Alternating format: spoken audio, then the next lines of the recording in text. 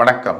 ஆஸ்ட்ரோவேலின் நல்ல நேரம் நிகழ்ச்சியின் சார்பாக அத்துணை சப்ஸ்கிரைபர்களையும் எல்லா அன்பு உள்ளங்களையும் எனது நண்பர்களையும் வருக வருக என வரவேற்பதில் பெருமகிழ்ச்சி கொள்கிறேன். இறைவணக்கத்தை கூறி இந்த வீடியோ தொடங்குவோம். வக்கரதுண்ட மகாகாய சூரிய கோடி சமப்பிரப அவிக்னம் குருமே தேவ சர்வகாரியேஷு சர்வதா. தென்னாட்டுடைய சிவனே போற்றி, எந்நாட்டவர்க்கும் இறைவா போற்றி.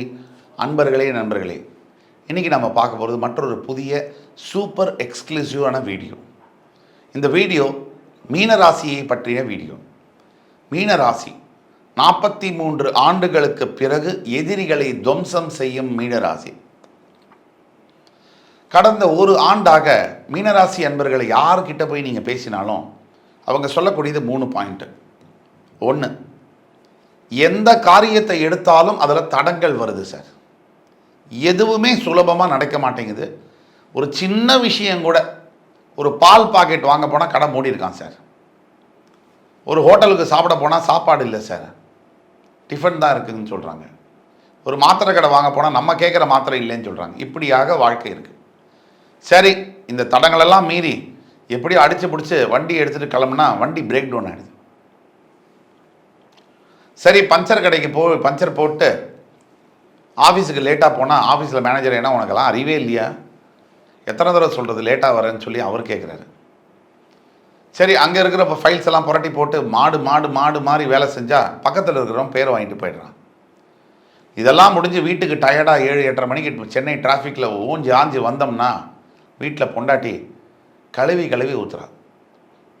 ஸோ இதுதான் வாழ்க்கை, தினசரி வாழ்க்கை. இப்படி ஒரு வாழ்க்கை இருந்தால் அது என்னது? அது இந்த மாதிரியான ஒரு வாழ்க்கையை கடந்த ஓராண்டாக வாழ்ந்து கொண்டிருக்கும் மீனராசி அன்பர்களே. இதில் பெண் மீனராசி அன்பர்களுக்கும் விதிவிலக்கு இல்லை. புருஷன் சொல்கிற பேச்சை கேட்கல, சரியாக வேலைக்கு போகிறதில்ல, மரியாதையாக பேசுகிறதில்ல, குழந்தைங்களை சரியாக பார்த்துக்கிறதில்ல, வீட்டில் ஹெல்ப் பண்ணுறது இல்லை. இதுக்கு மேலே லட்சம் குவரிஸ் இருக்குது பெண் மீனராசி அன்பர்களுக்கு. அதெல்லாம் சொல்ல முடியாது. சொன்னால் 1 வருஷம் ஆகிடும் ஒரு வீடியோக்கு. ஆக இந்த மீனராசியை 43 ஆண்டுகளுக்கு பிறகு இப்போ என்ன நடந்துகிட்டு இருக்கு, இப்போ இனிமேல் என்ன நடக்க போகுது, என்ன அதிசயம் நிகழப்போகுது, அதை பற்றி தான் பார்க்க போகிறோம். பூரட்டாதி, உத்திரட்டாதி, ரேவதி 3 நட்சத்திரங்களை அடங்கிய மீனராசி அன்பர்களே. இதில் பூரட்டாதி மட்டும் பார்த்தீங்கன்னா 4ஆம் பாதம் மீனராசியில் தொடங்கும். பிறகு உத்திரட்டாதி 4 பாதமும் ரேவதி 4 பாதமும் அடங்கி இதில் இருக்கும். இப்போ குரு பகவானுடைய வீடு மீனராசி. இந்த வீட்டில் பூரட்டாதி 4ஆம் பாதம் என்பது குருவுடைய நட்சத்திரமே. உத்திரட்டாதி என்பது சனி, இந்த ரேவதி என்பது புதன். குருவுடைய வீட்டில் குருவுடைய நட்சத்திரம் உடைப்பட்ட நட்சத்திரம் 4ஆம் பாதமாக ஒன்று நிற்கிறது. நெக்ஸ்ட்டு உத்திரட்டாதி சனி, குரு சனி புதன். இதில் வேடிக்கை என்னன்னா, அதிசயம் என்னன்னா, இந்த பூரட்டாதி 4ஆம் பாதத்தில் பிறக்கக்கூடிய அன்பர்களுக்கு வெகுவாக வாழ்க்கை சிறப்பாக இருப்பதில்லை. சுய நட்சத்திரமாக இருந்தாலும் கூட கல்விக்கே சிரமம், கஷ்டப்படணும். பின்னாடி வேலைக்கு, திருமணத்திற்கு, குழந்தைங்களை காப்பாற்றுறதுக்கு, வாழ்க்கையில் போராட்டம், அவமானம், அசிங்கம் சந்திச்சு மனசெல்லாம் மறத்தே போச்சு. அடுத்தபடியாக உள்ள உத்திரட்டாதி சாரம் ஓரளவுக்கு பரவாயில்ல. இந்த 3 நட்சத்திரங்களில் உத்திரட்டாதி நட்சத்திரம் குருவுடைய வீட்டில் ஓரளவுக்கு பரவாயில்ல. ஆன்மீக எண்ணங்கள், தெய்வ பக்தி, தெய்வ ஆலயங்களை நோக்கி போகிறது, தெய்வ கோவில்களுக்கு எங்கே படையெடுத்துட்டு போகிறது, வேற கோவில், ஒவ்வொரு மாநிலத்தில், ஒவ்வொரு ஊரில் வாலண்டரி சர்வீஸ் பண்ணணுங்கிறது எண்ணங்கள், எல்லாத்தையும் விட்டுட்டு துறவியாக போகணுங்கிற எண்ணங்கள்லாம் நிறைய உருவாகும் இந்த உத்திரட்டாதி நட்சத்திரத்தில் பிறந்த அன்பர்களுக்கு. எல்லோருக்கும் அல்ல, 80% அன்பர்களுக்கு. பிறகு ரேவதி. இந்த ரேவதி நட்சத்திரத்தில் மீனராசியில் பிறந்தாலே திருமணத்தில் பிரச்சனை வருங்கிறது 100% உண்மை. விதிவிலக்குகள் விதியாக முடியாது. ரேவதி நட்சத்திரம் 1, 2, 3, 4 பாதங்களில் பிறக்கக்கூடிய அன்பர்களுக்கு வாழ்க்கை துணை அது இம்சையாக இருக்கும். நம்ம சொல்ற எதையுமே புரிஞ்சிக்க மாட்டாங்க. அந்த மாதிரி ஒரு கணவன், அந்த மாதிரி ஒரு மனைவி தான் வராங்க. நீங்க என்ன நினைக்கிறீங்களோ அப்படியே ஆப்போசிட்டா நினைக்கக்கூடிய கணவனோ மனைவியோ அமைகிறதுனா உங்களுக்கு ரேவதி நட்சத்திரம் இருக்குன்னு அர்த்தம். பேசிக்கலி இந்த ரேவதி நட்சத்திரத்தில் பிறக்கக்கூடிய மீனராசி என்பவர்கள் சாஃப்டாக தான் இருப்பாங்க. எஸ்பெஷலி பெண்களை எடுத்துக்கிட்டிங்கன்னா ரொம்ப மென்மையான தன்மையுடையவர்கள். கல்யாணத்துக்கு அப்புறம் மட்டும் அப்படியே ஒரு காஸ்மோரா பேய் மாதிரி மாறிடுவாங்க. கல்யாணம் ஆனதுக்கப்புறம் விஸ்வரூபம் எடுப்பாங்க, பயப்படுற மாதிரி இருக்கும். அவங்களுடைய வேகம், அவங்களுடைய வார்த்தைகள் எல்லாமே. அண்டு நினைச்சே பார்க்க முடியாத சாதனைகளை புரியக்கூடியவர்கள் யாருன்னு கேட்டீங்கன்னா, தன்னுடைய சுய முயற்சியால் ரேவதி நட்சத்திரத்தில் பிறந்தவர்கள். பல பெண்களுக்கு இந்த ஜென்ரேஷனில் பொறுமை கொஞ்சம் கம்மி. பட் முன்னாடி ஜென்ரேஷனில் பார்த்தீங்கன்னா, ரேவதி நட்சத்திரத்தில் ஒரு 70களில் 80களில் பிறந்த பெண்கள், இல்லை 60களில் பிறந்த பெண்கள், 50களில் பிறந்தவர்கள்லாம் பார்த்தீங்கன்னா பொறுமையின் வடிவமாகவே வாழ்ந்து முடிச்சிட்டாங்க. கணவன் என்ன செஞ்சாலும் பொறுமை, தனக்கு என்ன அநீதி நடந்தாலும் அதையே ஏற்றுக்கிட்டு அதையே கரெக்டுன்னு நினைச்ச மனோபாவத்தில் வாழ்ந்த படித்த பெண்கள் லட்ச பேர் உண்டு. ஆக தோராயமா இந்த மீனராசியில பிறந்து ஒரு சனி பகவானுடைய உத்திரட்டாதி சாரத்தில் பிறகுறாங்கன்னு வச்சுக்கோங்க. நட்சத்திரத்தில் 19 ஆண்டு காலங்கள் சனி திசை, அடுத்து ரேவதி நட்சத்திரம் 16 ஆண்டு காலங்கள் புதன் திசை, ரெண்டும் சேர்த்தா 35. அதுக்கப்புறம் ஒரு கேது தசை ஒரு 7 வருஷம், 35 7 42, 43 வயசுக்கு அப்புறம் சுக்கிர தசை உள்ள போகும்போது அவங்களுக்கு வாழ்க்கையில விடிவு காலம் பிறக்குது, கதவுகள் திறக்கிறது. எல்லோருக்கும் அல்ல, பல மீனராசி அன்பர்கள் சுக்கிரன் உங்க சுய ஜாதகத்தில் ஓரளவு நல்லபடியாக இருக்கும்போது உங்களுடைய வாழ்க்கை சுக்கிர திசையில் இமயமலை அளவுக்கு உச்சியை தொடுகிறார்கள். மீனராசியில் பிறந்தவர்கள் குறிப்பா இது ஒரு இந்த வார்த்தையை ரொம்ப உற்று கவனிக்கணும். சினிமா ஃபீல்டில் இருக்கக்கூடிய நபர்கள் மீனராசியாக இருந்தால் இந்த வீடியோ நீங்க பார்த்தே ஆகணும். இது உங்களுக்கான வீடியோ. உங்களுக்கு ஒரு 43 44 வயசு ஆகுது, நீங்க சினிமா துறையில் இருக்கீங்க, சுக்கிரதசை நடக்குதுன்னு சொன்னா சார் இது உங்களுக்கான வீடியோ. இந்த சுக்கிரன் உங்க சுய ஜாதகத்தில் ஓரளவு சுபத்துவ வலிமை பெற்று இருக்கக்கூடிய அமைப்பில் உங்கள் வாழ்க்கை விண்ணை தொடப்போகிறது என்பது நிச்சயமான உண்மை, சத்தியமா நடக்குங்க.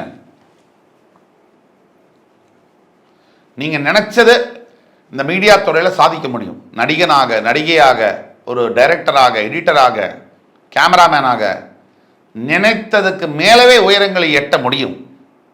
ஒரே வித்தியாசம்தான், கிரகங்கள்லாம் காத்திருக்கு, ரெடியா இருக்கு. நீங்க ரெடியா இருக்கீங்களா? நான் ரெடி, நீங்க ரெடியா அப்படின்னு கிரகம் உங்களை பார்த்து கேட்கறது. கொஞ்சம் முயற்சி எடுத்தீங்கன்னு சொன்னா அடிச்சு தள்ளிட்டு போவீங்க.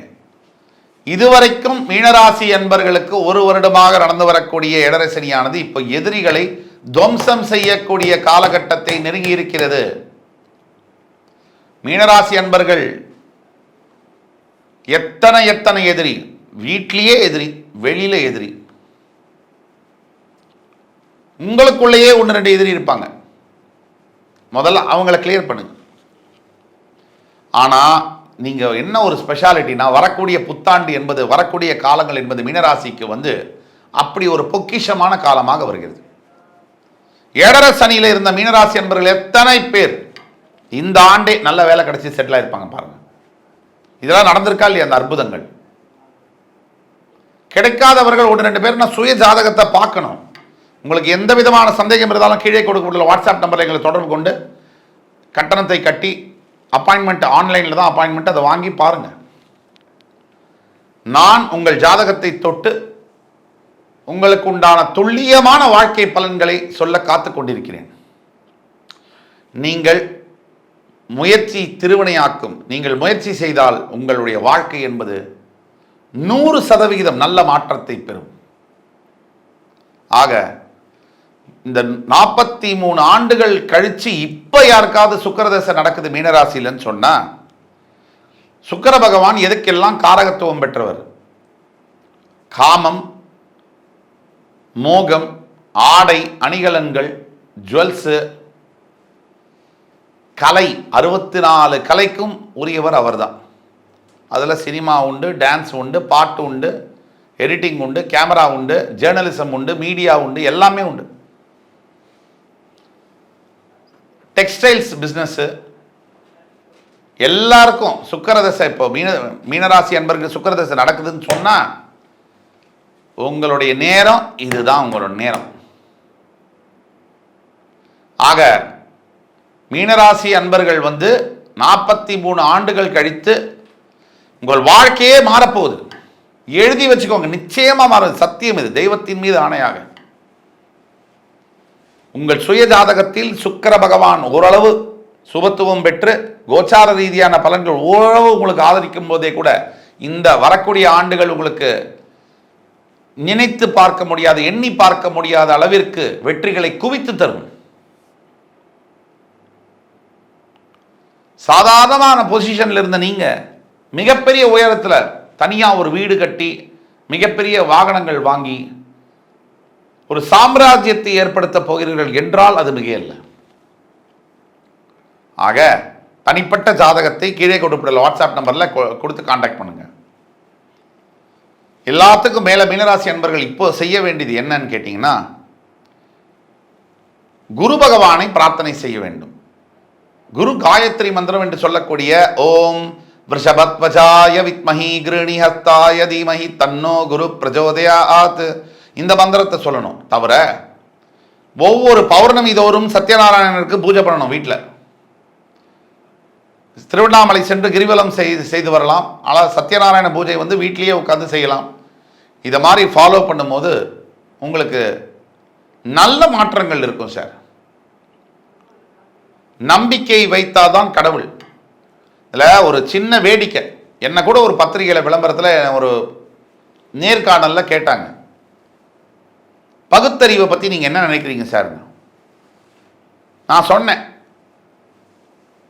சுவாமி விக்கிரகம் இருக்கு கர்ப்ப கிரகத்தில், அதுக்கு மாலை போட்டால் கல்லுக்கு போய் மாலை போடுறீங்களே, உங்களுக்கு மூட நம்பிக்கை அறிவு இல்லையான்னு கேட்குறாங்க. ஒரு சிலைக்கு மாலை போடுறாங்களே, இறந்தவரோட சிலைக்கு, அந்த சிலை என்ன நான் மாலையை மோந்தா பார்க்குது? அது என்ன பகுத்தறிவு? அந்த சிலை மாலையை மோந்தா பார்க்குது. சிலை சென்னையிலேயே அத்தனை சிலை இருக்கு, போய் போய் வாரி வாரி பிறந்த நாள் இறந்த நாள் மாறி மாறி மாலை போடுறாங்க. அது பகுத்தறிவா? இறந்து போறவரோட சமாதியில பூவெல்லாம் வச்சு அலங்காரம் பண்றாங்க, அது பகுத்தறிவா? அப்போ இந்த மாதிரி ஊர்ல நம்ம வாழறோம். அப்ப தெய்வத்தின் மீது நம்பிக்கை யார் வைக்கிறார்களோ அவர்களுக்கு தெய்வம் கண்டிப்பாக பிரத்யட்சமாக கை கொடுக்கும். நம்பாதவர்களுக்கும் கை கொடுக்கும். நீங்க நல்லதை பண்ணணும், அதான் முக்கியம். ஃபர்ஸ்ட் நல்லதை நினைக்கணும், அதான் முக்கியம். ஆக மீனராசி அன்பர்களே, நான் சொன்ன மந்திரத்தையும் நான் சொன்ன விஷயங்களையும் நல்ல எண்ணத்தோடு நீங்க மற்றவர்களுக்கு தீங்கு நினைக்காம இருந்தாலே, மழை வந்த போது குடை ஒன்று உண்டு, இருள் வந்த போது விளக்கொன்று உண்டு, பகை வந்த போது துணை ஒன்று உண்டு, எதிர்காலம் ஒன்று எல்லோருக்கும் உண்டு என்ற பாடலுக்கிணங்க, மனம் என்ற கோவில் திறக்கின்ற போது அழைக்காமல் அங்கே தெய்வம் சேரும். நீ தெய்வத்துக்கு பூஜை பண்ண வேணாம், மந்திரம் சொல்ல வேணாம், நீ எந்த கற்பூராத்தையும் காமிக்க வேணாம், நல்லவனா இரியா, உன்னை தேடி சாமி உங்ககிட்ட அப்பாயின்மெண்ட் வாங்கிட்டு வருவார். நல்லவனா என்ன அர்த்தம்? முதல் ஸ்டெப் அடுத்தவனுக்கு தீங்கு நினைக்காத, அதுதான் முதல் ஸ்டெப். அடுத்தவனுக்கு தீங்கு நினைச்சா அது பேக் ஃபயர் ஆகக்கூடிய பாசிபிலிட்டி நிறைய இருக்கு. நமக்கே அந்த தீங்கு வரலாம். இன்னைக்கு நம்ம ஒரு பொசிஷன்ல இருப்போம், கீழே இருக்கிறவங்களை ஏறி மிதிப்போம். நாளைக்கு நம்ம கீழே வரத்துக்கு நொடி பொழுதாகாது.